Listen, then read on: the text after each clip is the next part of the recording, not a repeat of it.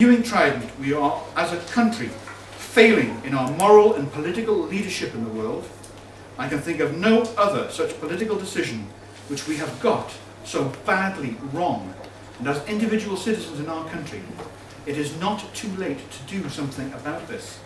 And as a start, I urge you to support the motion before us tonight, that this House should scrap Trident.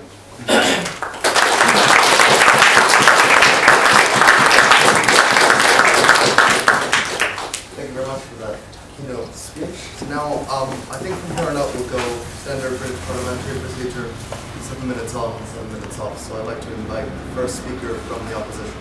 So you going to time? Yes.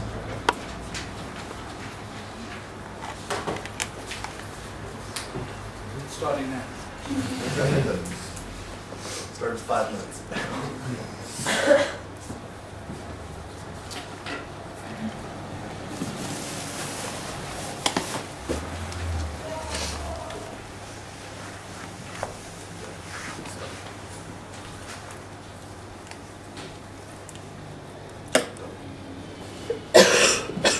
Sorry, I'm having problems with phone. Okay, it's alright. Take as much time as you need. Okay, there we go. Well, ladies and gentlemen, Mr. Chair, I'd first of all like to join with, I hope, the rest of the room in thanking Mr. Rumbles for coming to speak to us today. But that is where my compliments towards Mr. Rumbles are hopefully going to end. Because what I'm going to tell you today, ladies and gentlemen, is that Mr. Rumbles has fundamentally missed the point about what this debate is in fact about. Because we don't see this about being the morality, about being to do with the morality of weapons. We say the weapons in and of themselves are of neutral morality and it depends upon how you use them. And neither do we see this about being an issue of cost, though he's exaggerated the cost. And in fact, the cost of Trident is at most 3% of any defence budget, or what any defence budget would ever be. So it really comes down to the utility of it as a deterrent. We don't see it about being to do with the independence of the deterrent, because since we can fire it on our own, and since disalliance with the US is incredibly unlikely, we don't see that as important. But where we do fundamentally disagree with Mr. Rumbles is that the point of a nuclear deterrent is defeated by the fact that we are never going to use it. And what Dave's going to talk about is why having a nuclear deterrent depends on saying that you are, in fact, going to use it. So we agree that nuclear war would be bad, but our position is that abandoning Trident makes nuclear disaster more likely and not less. And I'm going to argue this chiefly in two ways. I'm going to firstly talk about the risk that is inherent in the fact of nuclear weapons existing today, and that we have to ensure against this at a minimum.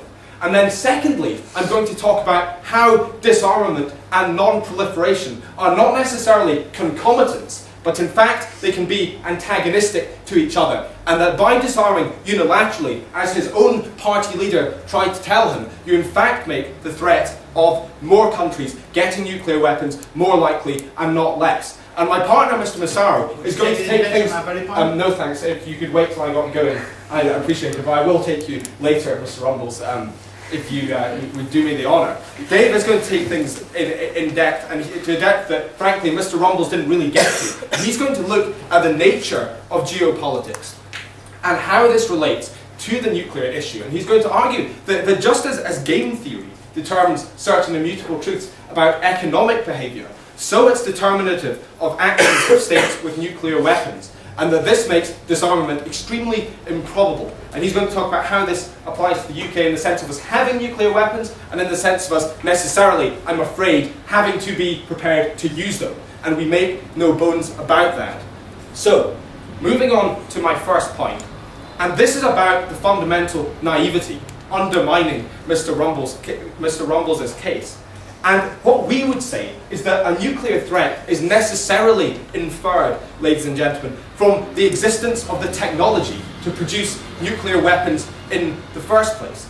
We would say that because of the fact of their invention, which we regret, which we think is bad, but which, unlike Mr. Rumbles, we can't seek to take back, we would say that given that countries are going to continue to have nuclear weapons regardless of our actions, that we need to maintain nuclear weapons as an insurance policy in the first instance, and that to rely on some sort of global collective technological amnesia in abandoning nuclear weapons is very naive and very dangerous. On that point, I take you on that, Mr. Rumbles. right, first of all, nobody's arguing, I certainly didn't, that we get rid of nuclear weapons altogether. The debate is about Trident, we should not be renewing it. And can I just say, I think you've misunderstood me.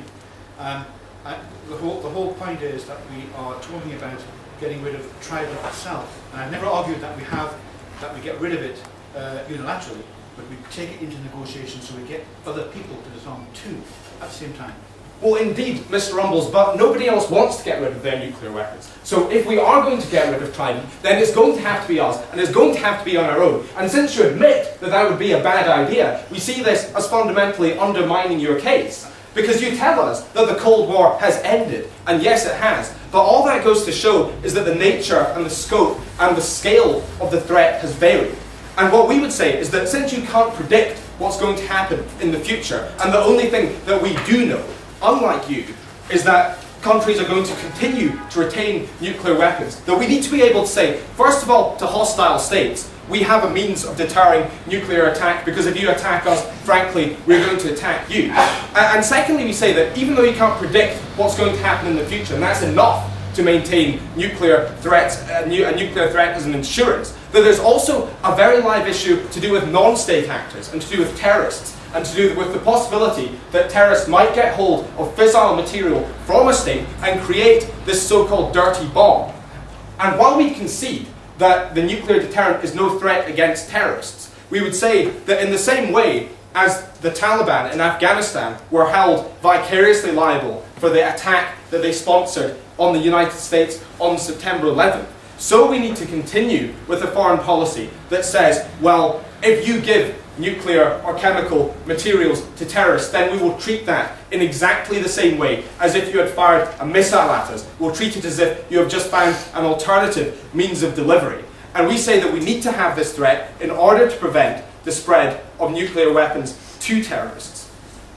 So, I'm going to move on to my second point, having shown that because of the fact that nuclear technology, because of the fact that it's going to remain, and because of the fact that we can't predict what's going to happen in the future, we need it as an insurance policy. And secondly, I'm going to talk, and Mr. Rumbles talked a lot about this, about how we have obligations under the Non-Proliferation Treaty to work towards abandoning nuclear weapons. And what we'd say first is that Trident, and he says specifically, is Trident he has a problem with, is actually an example of diminishing our nuclear capacity, which we have taken down by 70% since 1990. And in fact, this renewal program involves taking our capacity from 200 warheads down to 160, so that in fact the UK will only have 1% of the world's global nuclear arsenal. So we say that we don't mind reducing the nuclear stockpile, but it's another decision entirely to disarm completely. Because what the Nuclear Proliferation Treaty relies on is countries not being able to go and make their own nuclear weapons. Because, is that 7 or 6? That's 7. Because we say that the current 5 countries that have nuclear weapons may not be the danger. But as I've said, the much greater danger comes from countries getting nuclear weapons. And we'd say that the success of the Nuclear Proliferation Treaty essentially comes down to the nuclear states being able to police the treaty regime that stops countries like Iran and stops countries like North Korea ever getting nuclear weapons.